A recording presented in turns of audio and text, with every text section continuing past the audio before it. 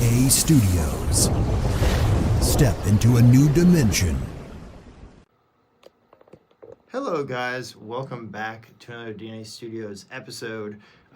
Yes, that's right, we're back with another episode. So I want to give a quick shout out to everybody who has watched, who subscribed to this channel, and also who's watching this channel. If you're not subscribed, guys, please do get subscribed. Like I always say, like I always do in every video, get over here and subscribe, because there's a lot more. So if you're not subscribed, do get over here and subscribe.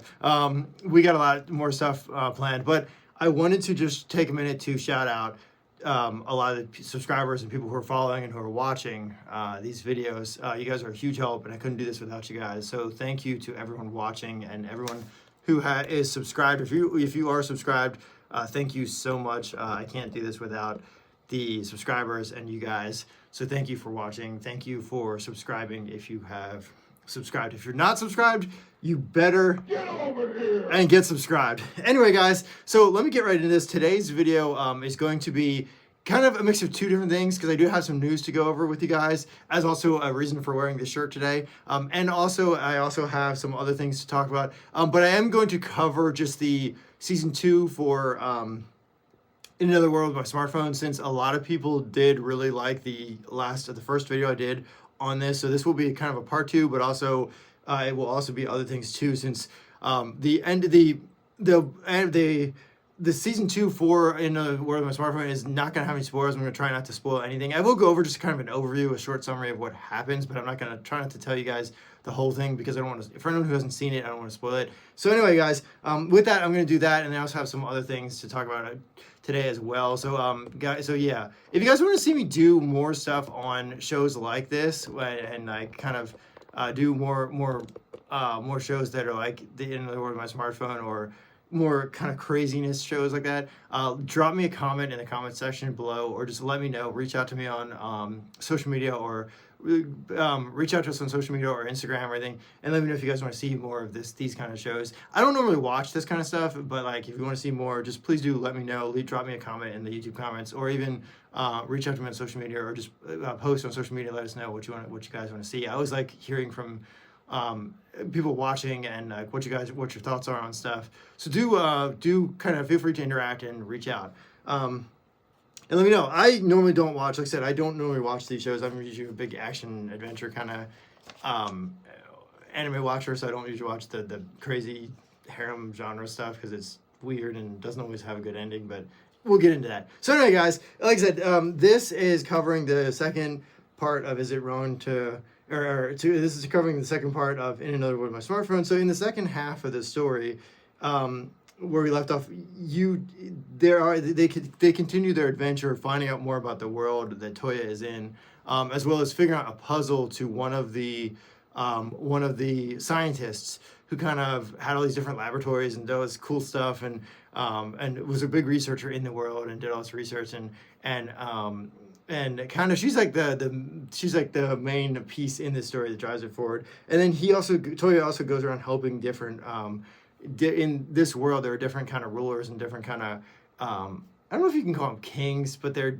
like kind of different, like I guess rulers for different countries. And he does get his own little like plot of land due to all the crazy women that he's surrounded with, and all the crazy girls that he helps in the show. The one thing though that does kind of that disappointed me with the second season to this show, and remember, this is a polygamous society, so technically they all can have him, which I hate the fact that they do this in a lot of animes. I don't like this.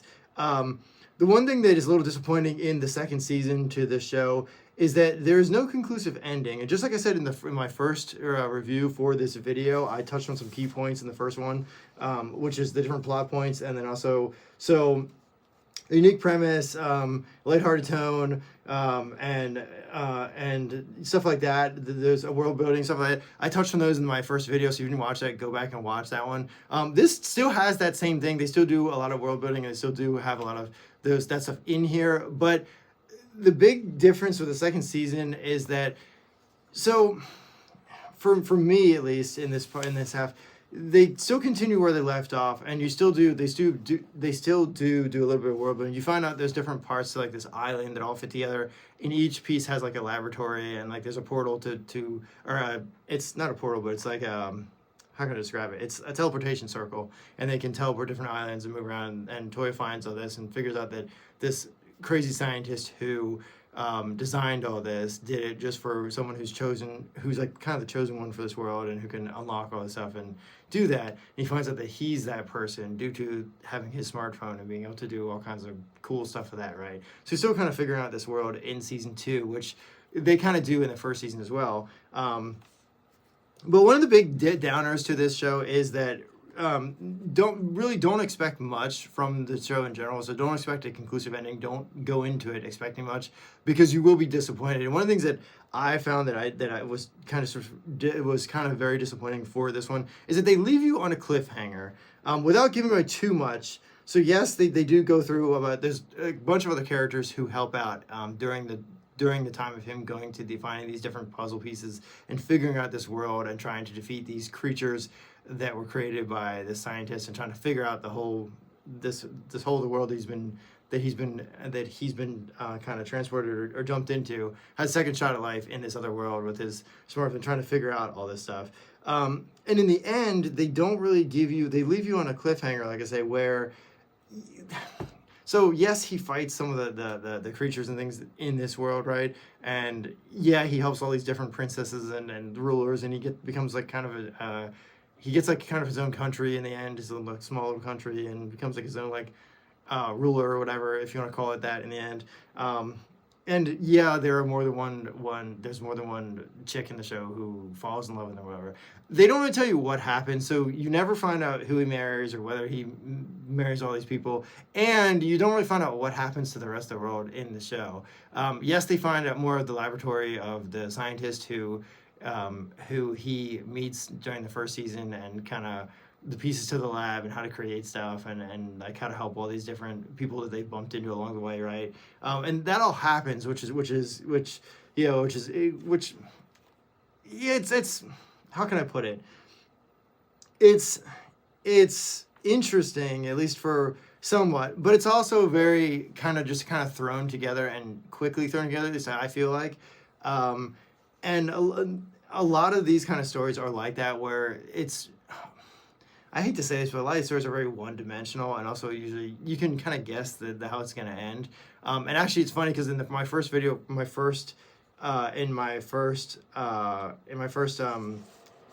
for this show, I said that a lot of this stuff is predictable. And yeah, I was right. And I said, I was right to skip this. Well, yeah, I was, because in the end, you don't get a conclusive ending, so they don't tell you who he marries or what his final decision is or anything like that. You find out a little bit more about kind of the main character and stuff like that, and also you do find a little bit more about God and the kind of the whole reason why he ended up coming to that world, and also the goddess of love or whatever is in here too. But it was disappointing. It ends on a cliffhanger. So yeah, that's pretty much all I have to say. It's if you like this kind of stuff. And like you're into this kind of, and you're watching this, don't expect much, and don't expect really in-depth characters or anything like that, because a lot of times there's not really much in-depth to any of these characters, and a lot of times it's very one-sided. They're there for one reason, and it's just to be an obstacle for the main protagonist, or just to push the story along in some way, and usually they don't have much to do. A lot of the characters in this show I felt like didn't really have very much to do with the actual show, other than just be a love interest or just a plot point. And then after they're done with them, they just stand on the side, and they're side characters. So yeah. So yeah, don't expect much. And like I said, this show does end on a cliffhanger.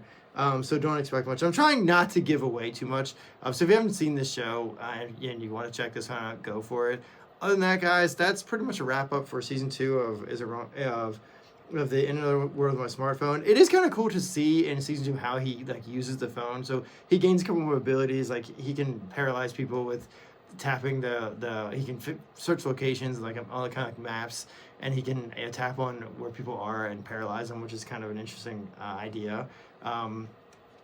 for power. And the protagonist is pretty powerful, I'd say, as a main protagonist. But there really is just kind of I feel like the story lacks in just a lot of and just the writing and just background stories to characters, and just it's very kind of cobbled together and kind of thrown together quickly.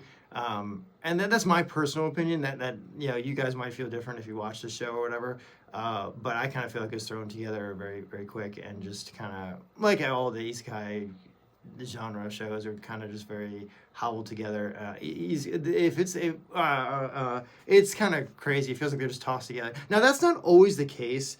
Some of these isekai shows are very well done, but this one, this particular series, because it's like that ichi harem isekai genre type thing, it is kind of very cobbled together and doesn't really have a whole lot to it. And if you're going into it expecting a lot, you probably will be disappointed. Anyway, guys, let me know what your thoughts are, and that's pretty much it. Have you checked this one out? Have you watched the show? I actually only started watching this series because I actually wanted something else to watch, and at the time I hadn't started Solo Leveling yet, and I hadn't been able to watch Dragon Ball Daima yet, but yeah. Anyway, guys, let me know what your thoughts are on that. And I also have some other news to talk about, actually. As you guys might know, recently there's a big thing online about Solo Leveling and about Dragon Ball Daima. Dragon Ball Daima and Solo Leveling both recently crashed every single streaming site recently. So they crashed Crunchyroll, they crashed a couple of the pirating sites, and a bunch of the Netflix and a bunch of the other streaming sites went down for a while because of everyone trying to watch Solo Leveling and the latest episode of Dragon Ball Daima. And some of you guys also might know, Dragon Ball Daima recently revealed Super Saiyan 4,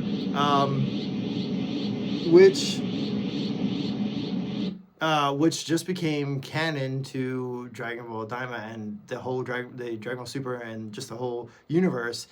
Super Saiyan 4 is now canon. Now everyone freaks out about this one because people like this, the look of the form and all that stuff. I don't know. I mean, look, I watched GT back in the day, and GT was cool for what it was and interesting, and they had some cool ideas with Super Saiyan 4. But I can't say that Super Saiyan 4 was really my favorite version of Super Saiyan. I think I was more a fan of Super Saiyan 3. But I mean, don't get me wrong, Super Saiyan 4 looks really cool. I do like the look of the form, but it's not like, I don't make a big deal out of it like some people do, or some fans do. I actually am more of a fan of Ultra Instinct Goku than I am Super Saiyan 4, which is also brings me to another key point. Someone already did this actually on Instagram. Someone already took the kind of, and I actually was thinking about this at the time I saw this, and kind of was my theory. Someone took the idea of Super Saiyan 4 and Ultra Instinct being used in combination, and then also to come up with Super Saiyan 5, or at least the final version of the Super Saiyan God, which is kind of my whole thinking originally, was that was the idea behind this legendary Super Saiyan God. And someone already did that, which is kind of what I was thinking. I was thinking about it before I saw it, but someone already went on Instagram and did all, talked about all this, which is cool. Which who knows? It's hard to say what we'll see next. And with Toya now taking over the drawing and taking over where Toriyama left off, we're seeing a whole new kind of, it's going to be a whole new era of Dragon Ball Z or Dragon Ball Super and just Dragon Ball in general, which is sick. I've always been a huge Dragon Ball fan. Dragon Ball and Dragon Ball Z and all the shows have a special place in my heart because I started watching when I was young. Dragon Ball Z was, I think, the second, or yeah, I think it's like the second show I started watching after Digimon when I first got into anime, because Dragon Ball Z was aired on Toonami and also aired in the afternoons, and then also Naruto later on when Naruto came out. So Dragon Ball Z has always had a kind of a special place in my heart and a special kind of thing. And now, because of Daima, which I still have not watched yet, I've seen clips and spoilers, sadly, which have kind of ruined it for me. But now that Daima is out, and because it's Toriyama's last work, I have a different appreciation, and also a deeper appreciation for Akira Toriyama, and also yeah, it just means a whole lot more to me than it ever has. So it's really sad to see that, you know, this. It's sad to it's kind of sad because this is Toriyama's last work, and it's ending soon, which is like really sad. But also, I'm also excited to see where it goes next. And I think a lot of people, it's really kind of brought back the excitement, and also just brought back a lot more people are really gotten back into Dragon Ball because of Daima.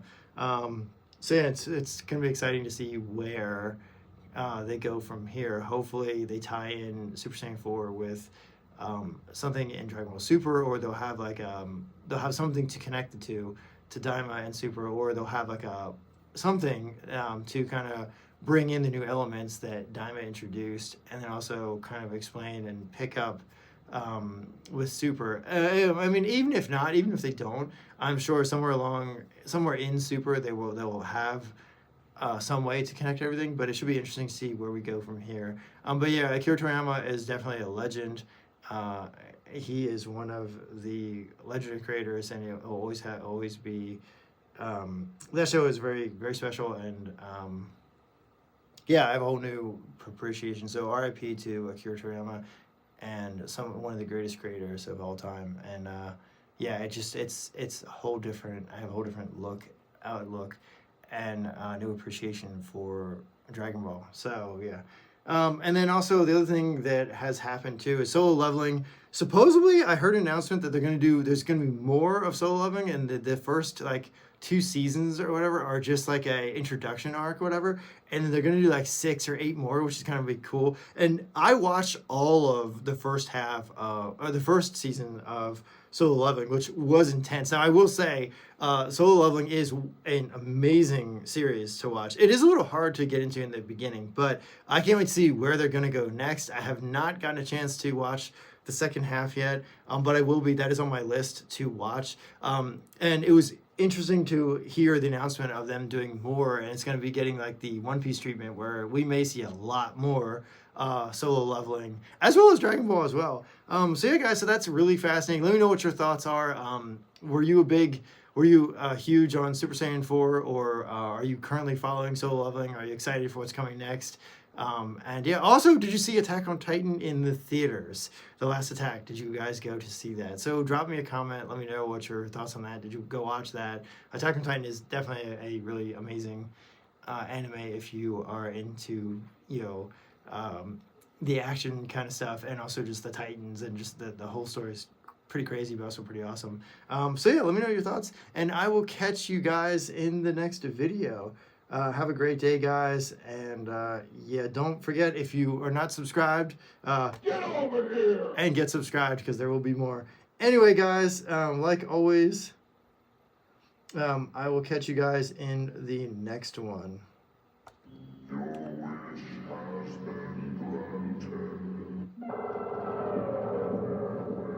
Peace, guys. Have a great day. What up, guys? Me from the future here. Yes, I know the video ended, but I had one last key point to add here. The end of the In Another World with My Smartphone, Season 2, does have a really, I feel like, distasteful and just unnecessary scene before they're watching fireworks at the very end, where Touya is talking to all the people he's met, all the women, I should say, that follow him around, because the show is a harem / isekai hentai kind of thing, right? Polygamous society thing. So the scene before the fireworks, I feel like, is very unnecessary. There's a scene where he's talking to them about how they feel, and they all just kind of beat the living crap out of him. For a character who is not very who is very kind of oblivious to stuff, right? I feel like that is very unnecessary and kind of rude. So this is a thing with these kind of stories where expect your main character to just get the shit kicked out of him a lot for no apparent reason. It's also something that I always didn't like about some of the romance and some of the ichi/harem genre anime, where for some reason they always feel the need to like kick the shit out of the most oblivious character for some reason, which is very kind of distasteful, I feel like, and just unnecessary. Supposedly it's supposed to be funny, but they've done this back in the 90s for other shows, and it doesn't usually go over well. But it's one of the off-putting things that I don't personally like about any of these shows, where wherever they ended on a note with an oblivious character who's supposed to be the powerful protagonist, or supposed to be the supposed to save the world, or the big hero, or the romantic interest, or whatever, they always get the shit kicked out of them in the end, which is kind of, I feel like that's kind of unnecessary, but also just kind of it's bad comedy, I feel like, because it's the easy way out. You're like, oh, okay, let's just be violent to make a funny scene, or we didn't have anything else to add, we couldn't find a good joke, so we just punched the guy in the face and be like, okay, there you go, that's your hilarious joke in the end. I find that distasteful and kind of cheesy and just bad writing. But look, everyone has different things they find funny. This is something that I don't find really funny, and that I find is kind of disturbing. So yeah, be aware of that. If you're into that kind of thing, like, okay, that's on you. But I didn't like that, and I feel like it's very unnecessary. And this has been a common thing with anime. So it's one of the things one of the cons, I should say, that I forgot to mention in the first half of the show. There also is a scene where he loses a fight, which is kind of stupid, because like, how can your main protagonist, who has all these abilities, lose a fight to a bunch of princesses who are prissy, bossy little assholes? Anyway, so unless he lost on purpose, but even so, like, that's just absolutely ridiculous and kind of dumb. I get the whole point of being chivalrous, but I'm sorry, if you are that pathetic to where you can't even stand up, or at least hold your own, right? And you get your ass kicked by characters like this, then you don't deserve to be a main protagonist. And look, like I said, these shows are not always the greatest. The writing is not always good. Their characters are very one-dimensional. And all the stuff I covered is very much true. So just be careful if you're watching these, and don't expect a lot. Anyway, guys, I hope you enjoyed I hope you enjoyed this video. Subscribe, like, and I'll see you guys in the next one. Peace. Hi there.